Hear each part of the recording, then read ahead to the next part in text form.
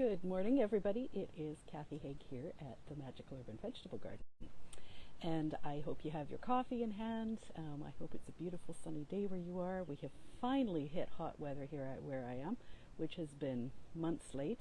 And it is a day for sunblock, a good sun hat and lipstick in the garden. And, I hope you're going to have a great day like I am. Now, today I wanted to talk a little bit about a super easy food to grow that you can grow anywhere.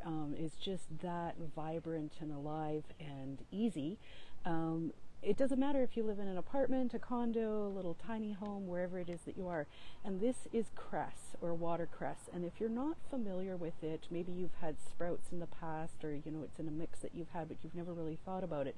This is something that when it comes to having a well-stocked pantry, when it comes to having good nutritious food, even if you're on a really tight budget, this is one that you want to consider.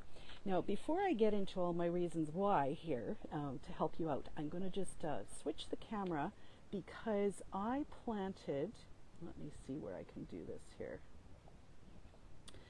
I planted back in the early spring here in the greenhouse a short row, probably about 3 feet long, of Persian cress. And it has now taken off to the point in the greenhouse because it's hot and it will bolt when it's hot. That means that it goes to seed, it gets long and leggy.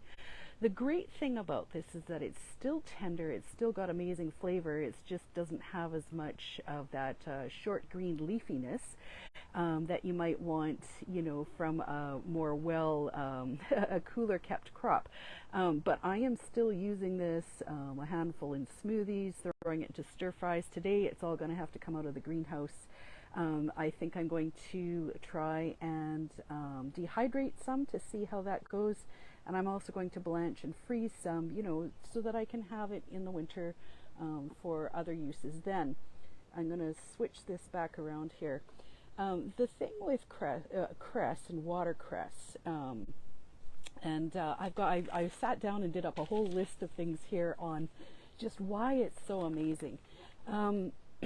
I did up a blog post on it too, which the link is below if you want to go check it out, that has links to like all the nutrition factors and everything. And I mean, a lot of people are calling it a superfood. Now, whether you believe in superfoods or not, there are such things as very dense, nutrient dense foods, and this is one of them. And the blog post has everything on, some of the most, the big nutrition content that it has. I mean, it's potassium and calcium, your omega-3 and 6s, vitamins A, C, and K, and, there's just a whole bunch of stuff, and it's really high in this sort of thing. And if you do a little bit of research on it, back in Victorian times, they had huge watercress gardens along their streams and stuff because there really was a shortage of, fresh foods back then, especially during fall and winter. And these gardens were amazing, and cress was amazing, watercress was amazing, and was used in all kinds of things, right? It helped keep off scurvy, it helped you fight off colds and flus, especially when you didn't have a whole lot of fresh foods. And it was something that was used a lot. And I'll get into that a little bit more later. The best thing about, and this is in my list of things here, I think I've come up with six or seven of these. I might think of more on the way. And you can put in things too below if you're at all familiar with it. Leave me a comment. And I can't see, for some reason, Facebook doesn't really show me comments while I'm on lives. But I will check them out afterwards and answer you back. So one of the first thing about cress is that it grows super fast, and you don't need fancy soil. You just get yourself a regular seed starter mix of dirt, and maybe add in a little compost. You plant your regular cress seeds. I got this one here, which is a Persian cress. And that's what's growing here, but there's various types that you can grow in the soil. And they like to be kept damp. They don't need a ton of sunshine. They're not like tomatoes and peppers that like the heat. These are actually quite the opposite, as you saw how leggy they've gotten. And they do very well in cool weather. They like to be kept wet. So a nice bright window, especially in the fall and winter, and they should do just fine. It takes about 21 days to be able to get a crop. If it's really exceptionally cold or not so much daylight, it might take a little bit longer, but really you can be having, really abundant greens from a couple pots planted on your windowsill in very short order.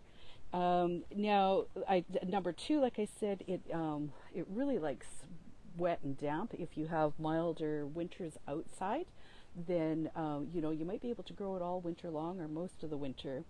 Watercress, like I said, likes growing by running water. You do want to do your research because you can have an issue with snails and a certain type of parasite. I'm not remembering off the top what it is. So, if you're planting by a creek, just make sure to do your research in this area and, make sure that you have it planted in a safe way so that, it's healthy and stays that way, right? It doesn't become contaminated. Otherwise, there's lots of people who grow along running water and streams. Number three, it's delicious. It's got this peppery, addictive flavor that just adds pizzazz to all kinds of things. I mean, you can throw a handful in stir fries, and believe it or not, I add a handful into my smoothies when I make them, which you might think is counterintuitive because it's got a really spicy, savory sort of flavor, but I really like it, at least, with a little bit of fruit and avocado mixed in, and it just gives it a really unique flavor. Try it out, let me know. Maybe you'll hate it, maybe you'll like it and have some new combinations. But the Victorians used it like in sandwiches, with cream cheese, and they made watercress soups and cold soups. There's kind of a recipe over in the blog post if you check that out. But if you do a Google on cold watercress soups, they're fabulous for hot weather. They pack a punch of nutrition and flavor, but you're not cooking hours on the stove, and it's nice to eat when it's hot out.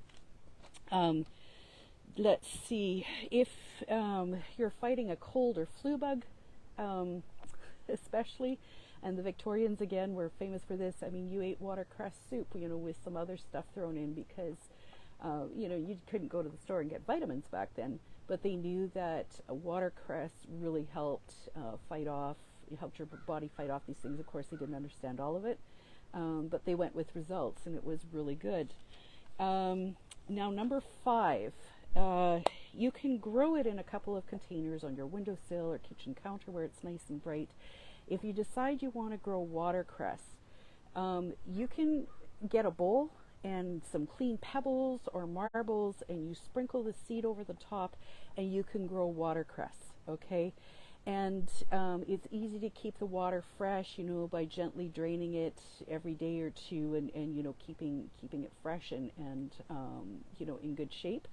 But there's so many easy ways to do it. If you have a disability and you're wanting, greens, and you just can't garden and you have very little energy, just grow it on your kitchen counter. Oh, and there was something else I brought to show you. I mean, you can go to your local health food store or whatever and probably get Cress seeds, or you can order them in bulk as sprouting seeds from your favorite seed supplier. Like when I order from West Coast Seeds, they have all kinds of sprouting seed supplies. It's not quite the same as planting. They're specifically for growing sprouts and eating. And I went online, oh my goodness, quite a while back. This was a year or two ago.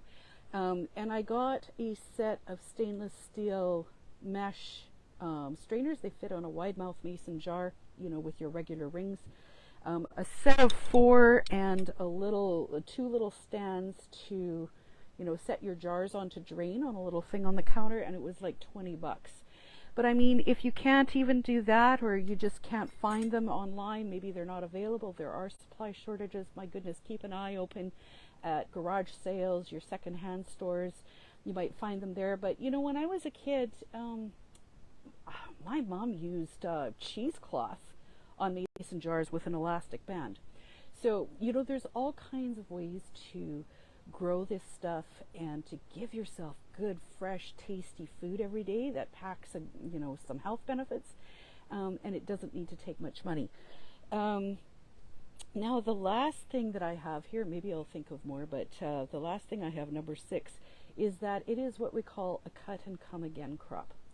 So what that means is that when you plant it, some things you plant, like cilantro is a famous one. I've never been able to get it to come back. When you cut it and harvest a nice big handful, it doesn't really grow back. But things like your cress, spinach, Swiss chard, even if you just plant a short row and you take and cut a nice handful, give it a good water, maybe a handful of compost, you should get several harvests out of it.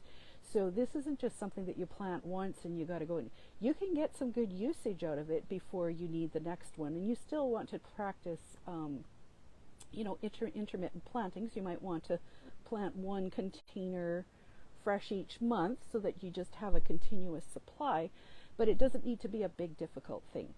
So I hope that helps.